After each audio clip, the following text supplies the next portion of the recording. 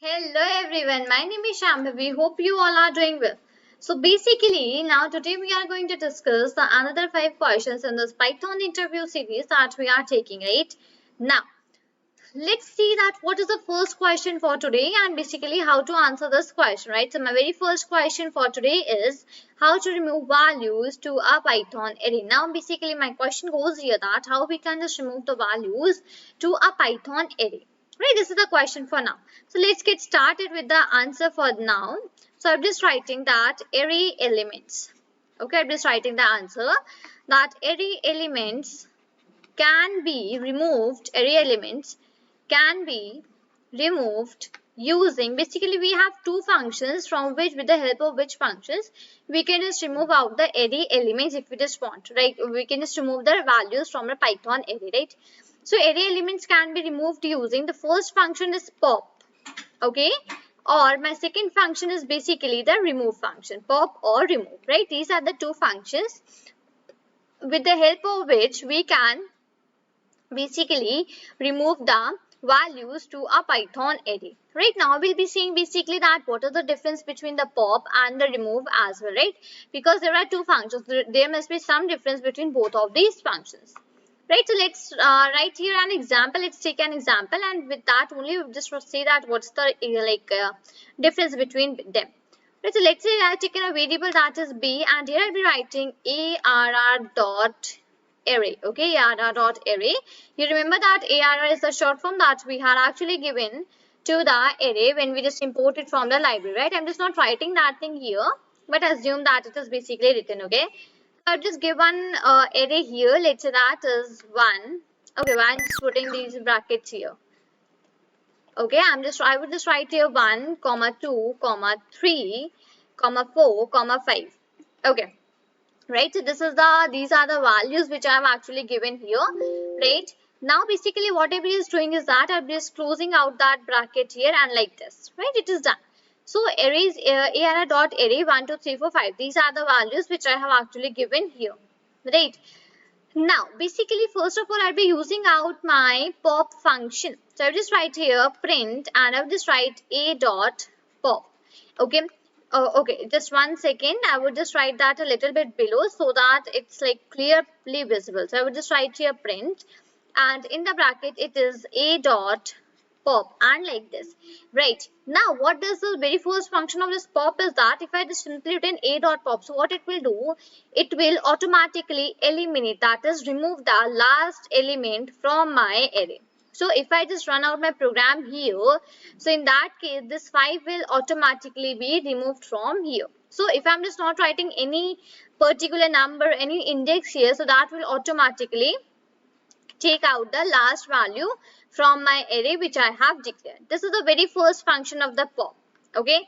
Now moving towards the second function for the pop, I would just write print and a dot pop, and let's say here in the bracket I have just written out some value.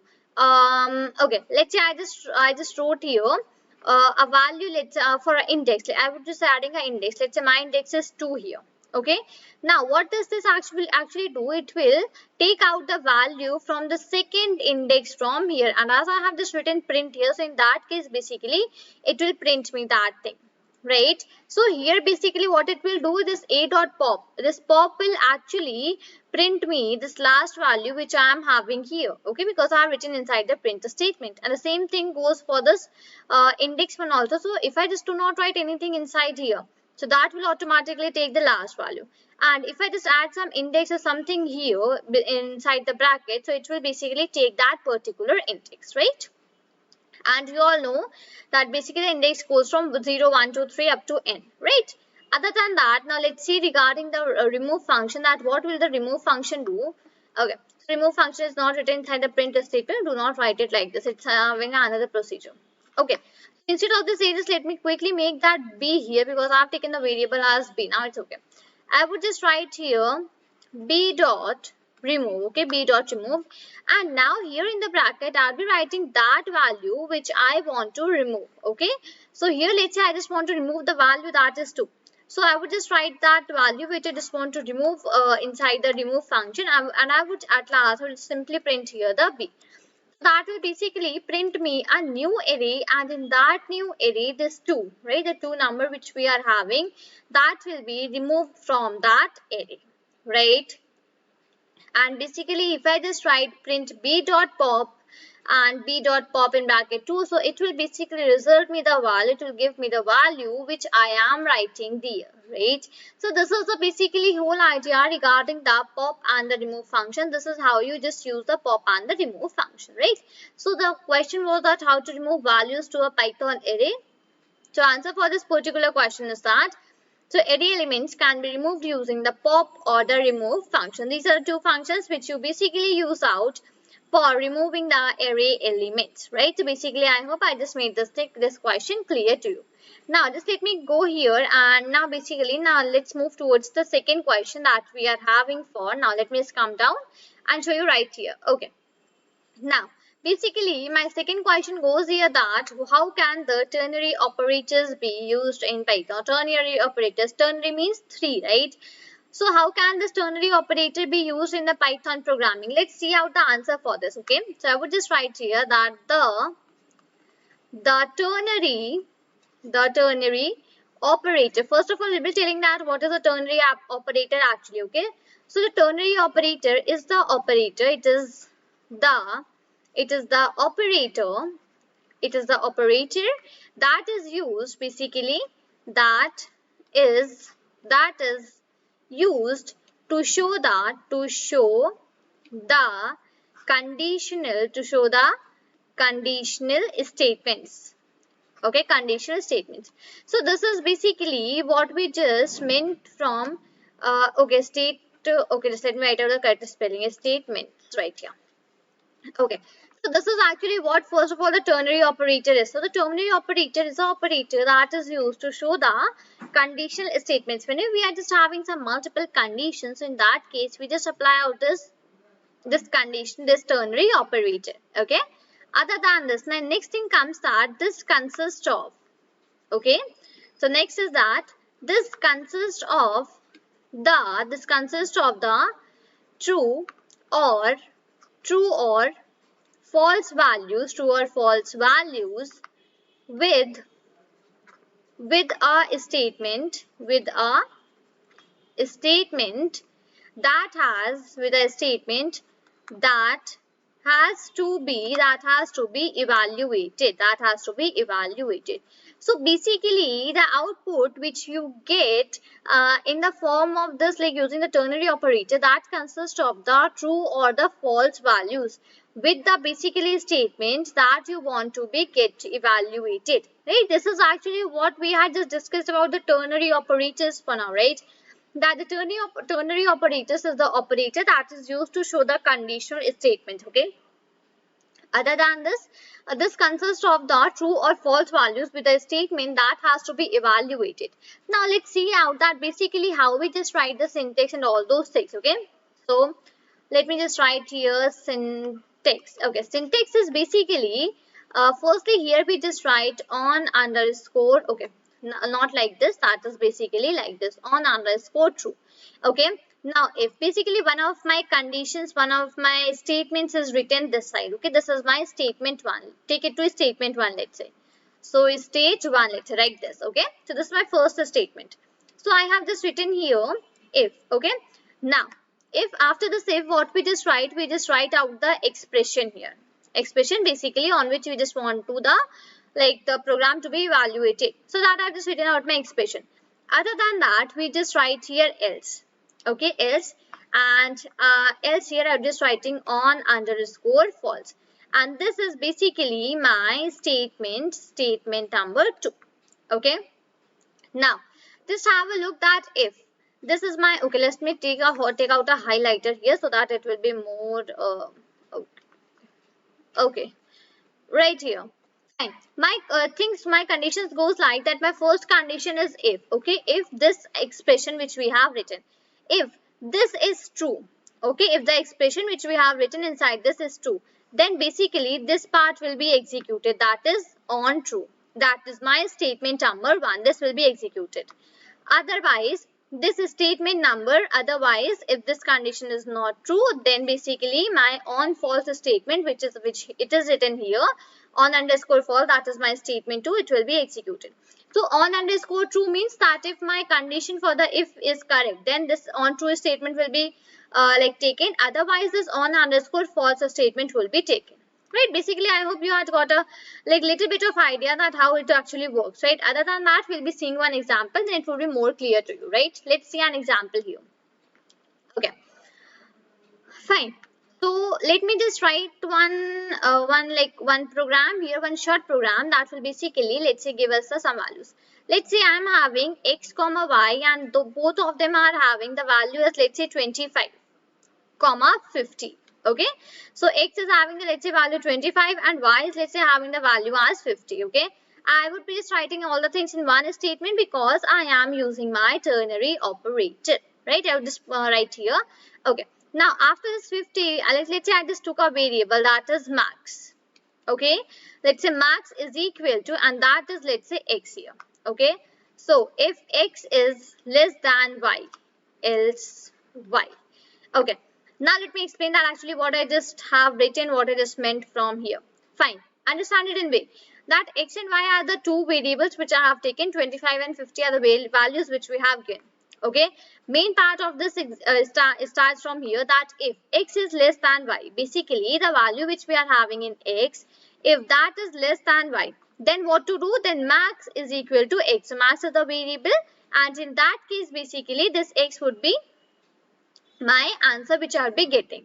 Otherwise, I need to print the y, and in y I am having 50. So the output for this particular question would be 25, right? Because here what is done actually, this x is actually less than y, right? It is a correct statement. So in that case, this part will be executed, not this part. This part will be executed. Okay. So basically, I hope I just made this thing very clear to you that how we just use out this ternary operators, how we just use this out. Okay. Okay. Okay, just one second. Let me go back here and let me just come down first of all. Fine. Let me just write out some things and explain you that in the one more way. So that is basically the expression gets evaluated. The expression gets evaluated like if basically x is less than y. Okay. Else y. Okay, let's say this is the statement which we have written. In this particular case, what's the whole idea? So in this case, basically, if x is in real, if x is less than y, then basically my condition is true. If x less than y is true, then the value is returned as max is equal to x. In that case, basically this is the value which is returned. And other thing goes that and if it is, okay, let me just come down first of all. And if it is incorrect, then basically max is equal to y. Okay, will be the output.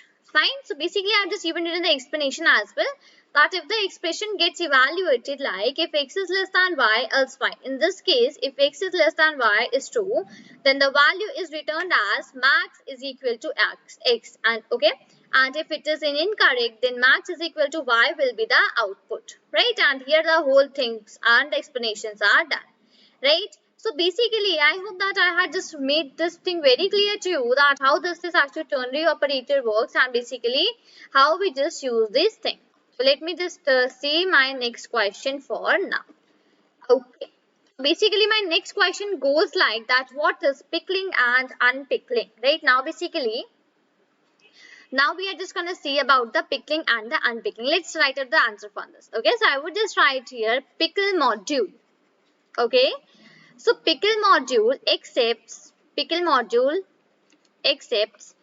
any Python object. Pickle module accepts any Python object. Pickle module accepts any Python object and converts and converts it into a string. Okay, so pickle module accepts any Python object and converts it into a string. Representation and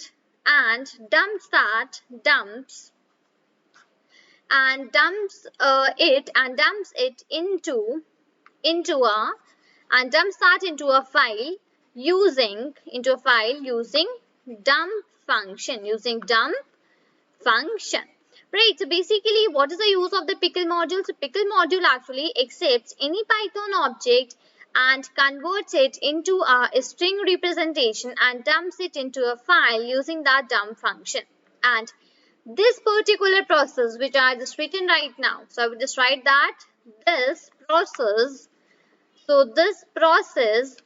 is called actually pickling. That is pickling, right? Basically, if you are do not know about this, so I hope that you have got it now. That what is actually pickling.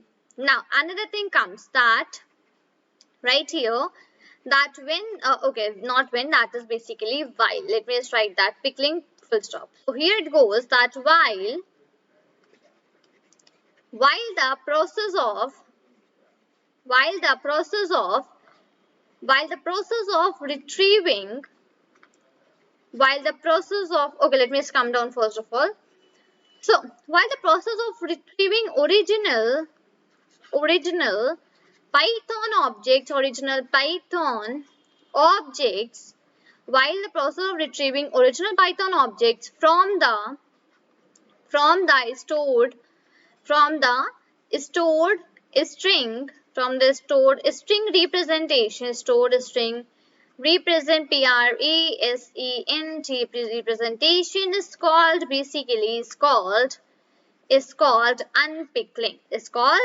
unpickling. Right? So this is the basically definitions for the pickling and the unpickling. Let me just revise that once again here. So the pickle module actually accepts any Python object and converts it into a string representation and dumps it into a file using dump function. This process is actually called as pickling. Other than that, while the process of retrieving original Python objects from the stored string representation is called unpickling. Right? So basically, I just hope that I made this thing very clear to you, that what we just meant from pickling and what we just meant from unpickling. Right? Now, let's see regarding the fourth question, that is what is underscore init. Okay, what we just meant from this underscore init. So I would just add on here that underscore init. First of all, basically you must have got the clear idea and like basically revised it, that it is from the topic of the classes and objects. Right? This is from the topic of the classes and objects. So underscore init underscore is a method. So basically, it is a method or constructor in Python. So first of all, you can just say that it is a method or a constructor in the Python programming language in Python, right? Next thing goes that this method, okay, this method is automatically this method is automatically called to allocate memory when a new object or we just call this object as an instance as well. It is another name, right? So this method is automatically called to allocate the memory when a new object / instance of a class is created and basically whatever the classes you have made, okay, so in that case basically all classes have the underscore init underscore method. So whatever the classes you'll be making, all the classes will be having this method, right? Now basically let's quickly see an example for this as well, that basically if you are asked to write a program using the init method, how we are just gonna do that thing. Let's make a class and let's say my class is, let's say, student. Okay, I just made out a class that is student. Inside this, I'll be defining my init function. So def underscore underscore init. Okay. Let me write out the correct spelling, that is init, right here, underscore underscore, and in the bracket self will automatically be passed. And let's say I have just taken name comma, and let's say name comma marks. Okay, let's say these are the two parameters which I have taken, right? Let me just scroll to the other side a little bit. Fine here. Okay, now basically inside this I'll be just writing self dot name is equal to name, and basically self dot marks is equal to marks, right? These are the values which we have given. And after this coming down from here, I will be just coming out of my class, and I'll be just let's say I would be just making a let's say object, or you can just call it as instant. Let's say that is S1. Okay, and into that I'll just writing my class name, that is the student, and inside that I'll be passing the values for the self functions for the parameters which I have taken. So let's say name is A, and let's say marks are 95. Okay, so this is basically how we just use out. And if you just want to print anything, so in that case I'd be just writing print s1 dot name, like this I'd be just writing. Fine. So this is basically how we just define the init method. Okay, this is how actually we just define out the init method here. Right, let's move on to the next question for now. And basically okay, let me come down and see where's that question right here. So my next question comes to me that what is namespace in Python?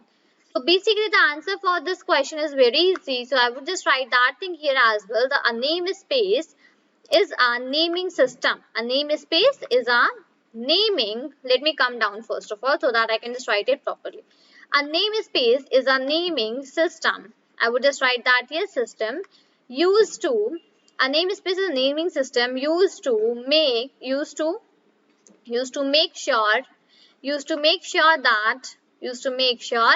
that names are unique, to avoid naming conflicts, FLICTS. So this is actually what the namespace is actually used for. So a namespace is a naming system which is actually used to make sure that the names are unique to avoid the naming conflicts, right? So basically I hope that you have got a clear and a fair idea regarding all of these 5 questions that we have discussed today, right? Let me just quickly give you an overview of all the 5 questions that we have discussed. So first of all, we had seen that how to remove the values to an Python array, right? Then we had seen that how can the ternary operators be used in the Python. With an example we had seen, right? Then we had seen that what is pickling and unpickling, right? Then we had seen that what is the init function that we have in the classes and methods with an example. And at last we had seen that what is namespace in Python, right? So basically I hope I just made all of these questions and the answers for these very clear to you, and even we had revised about the topics also a little bit with these particular questions. Right, we'll be seeing some more questions in the next video. So this is all for this video. Till then, thank you and take care.